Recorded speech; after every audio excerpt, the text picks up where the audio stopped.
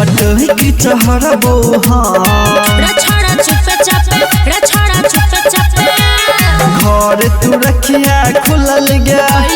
छुबो गल तोहर खुलल गे नहीं डरी है गे जान तोरा मजा आयतो तोरा घर में ये बोहान रे छोड़ा चुपे चापे रे छोड़ा चुपे चापे गे पटही की चहरबो रे छोड़ा चुपे चापे रे छोड़ा चुपे चापे तोरा घर में ये बोहान चुपे चापे कमले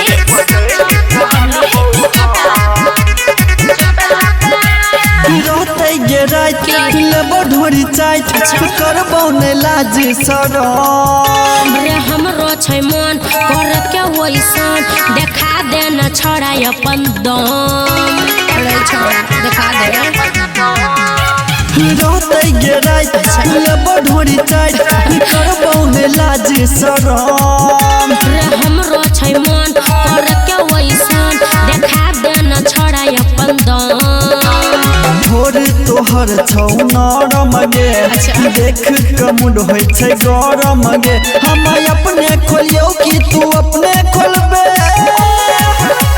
मिलल छ तोरा छूटर जी भर के तू लूटर एना डर छ छौरा हम कैला हर तोरा घर में ये बोहान रे छोड़ा चुपे चापे रे छोड़ा चुपे चापे गे पटक चहरबो रे छोड़ा चुपे चापे रे छोड़ा चुपे चापे मिथिलांचल रिकॉर्डिंग स्टूडियो चुपे चापे कमले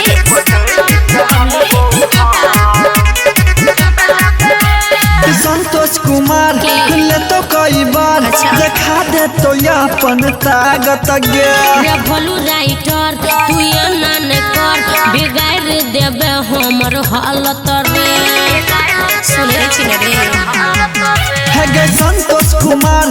ले तो कई बार देखा दे तो अपन ताकत गे रे भोलू राइटर तू एना न कर बिगाड़ देबे सुमन के हालत रे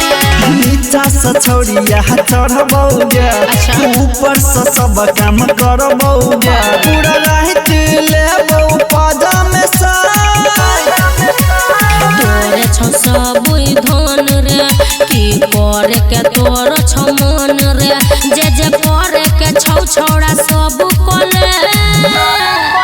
तोरा घर में ये बोहान रे छोड़ा चुपे चापे रे छोड़ा चुपे चापे गे पटही चहरबो रे छोड़ा चुपे चापे रे छोड़ा चुपे चापे